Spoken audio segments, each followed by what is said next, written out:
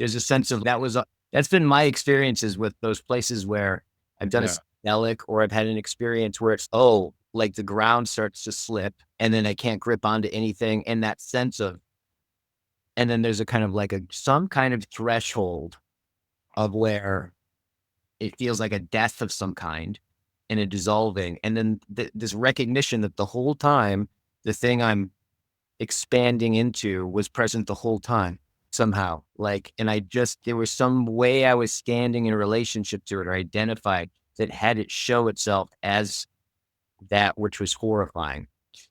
Just that kind of process. Yeah, I agree. It sounds very similar to what I'm describing. So for Nishitani, that's what I need. Obviously, there's argumentation in religion and nothingness, but religion and nothingness should not be read separate from a deep kind of meditative contemplative practice.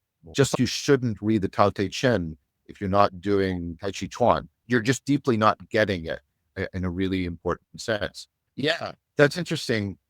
I'm interested in what people have these kinds of experiences because sometimes the phenomenology is one of almost like I said, this whoosh, and then the other is it's oh my gosh, it's not directional.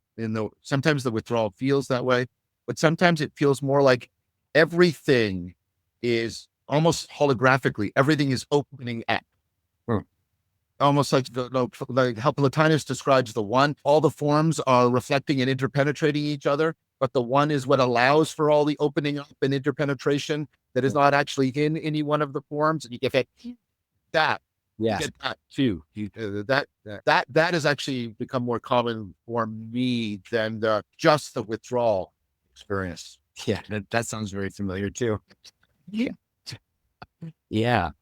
Totally. So the point to get back to it, the point Nishitani is making, of course, is again, you don't stop doing the argumentation. I'm going to keep saying that. Yeah. You create religion and nothingness, but you also do these perspectival participatory transformations. And then there is some kind of, allow me this metaphor, there's a dialogos between them and the response is in that dialogos. It's not in the text. It's not just in the meditative practice, but in that relationship. Yeah. Exactly. I started meditate. I went to a Vipassana retreat. Sure.